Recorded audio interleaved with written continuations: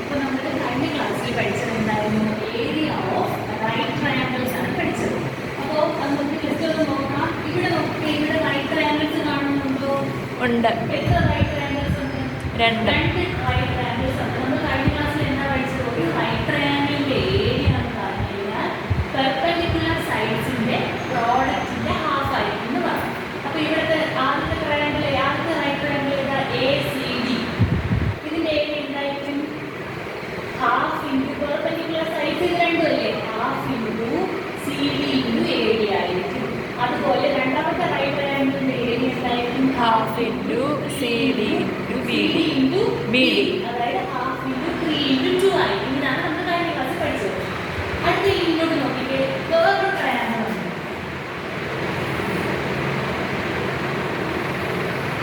ഇങ്ങനെ ഒരു ട്രയാങ്കിൾ തന്നിരിക്കുക. ഇത് 3 ആണ്. ടോട്ടൽ ഇത് 8C ആണ്. ABC. ഇതിന്റെ ഏരിയ നമ്മൾ എങ്ങനെ കണ്ടുപിടിക്കും? ഇവിടെ പറഞ്ഞ പോലെയാണെങ്കിൽ ഇവിടെ രണ്ട് റൈറ്റ് ട്രയാങ്കിൾസ് ഉണ്ടല്ലോ,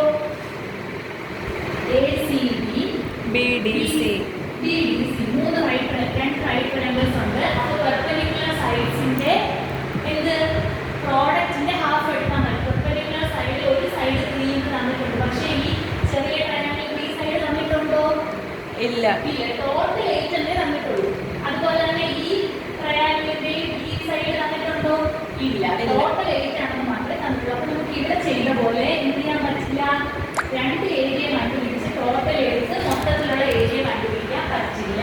അപ്പോൾ നമുക്ക് എന്ത് ചെയ്യാമെന്ന് നോക്കാം. ആദ്യം നമ്മൾ ചെയ്യുന്നത്, ഇത് ടോട്ടൽ നമുക്കറിയാം AB എന്ന് പറഞ്ഞാൽ ടോട്ടൽ എത്രയാണ്? 8 സെന്റിമീറ്റർ. 8 സെന്റിമീറ്റർ ആണെന്ന് അറിയാം. നമ്മൾ എടുക്കുന്നു ആദ്യത്തെ റൈറ്റ്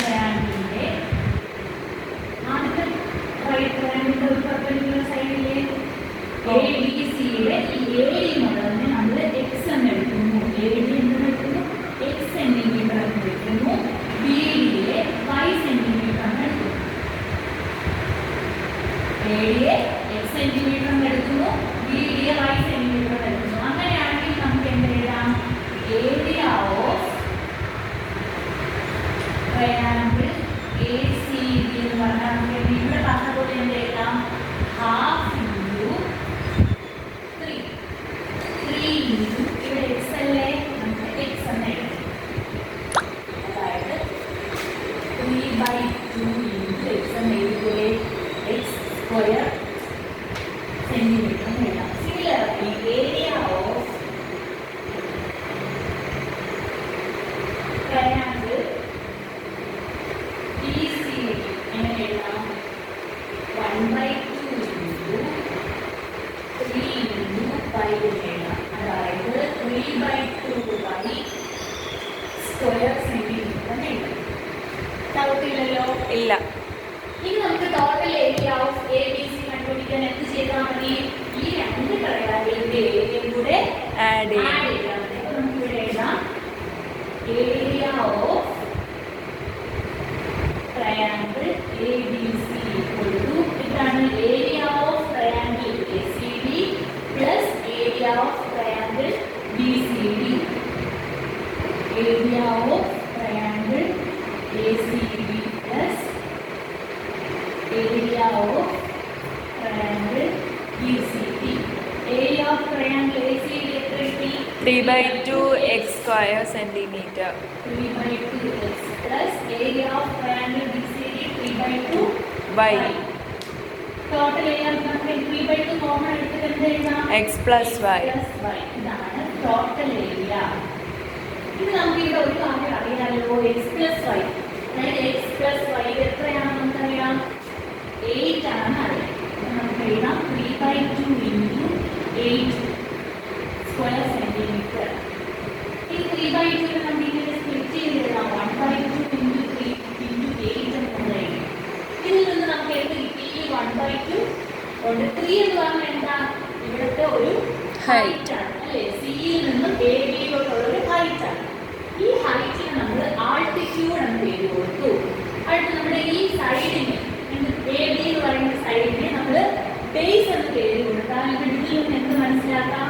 ഒരു ട്രയാങ്കിളിന്റെ ഏരിയ എന്ന് പറഞ്ഞു കഴിഞ്ഞാൽ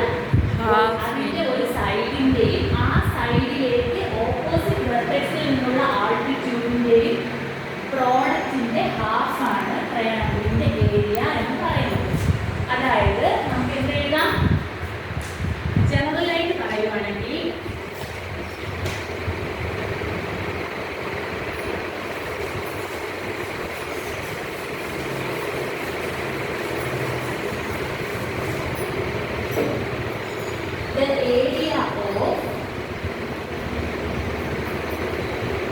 any triangle is half the product of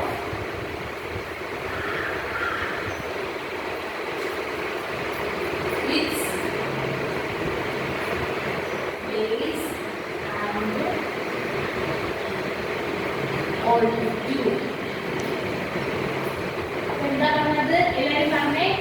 The Area of any triangle is half the product of its base and altitude. മനസ്സിലായോ? മനസ്സിലായി. ശരി.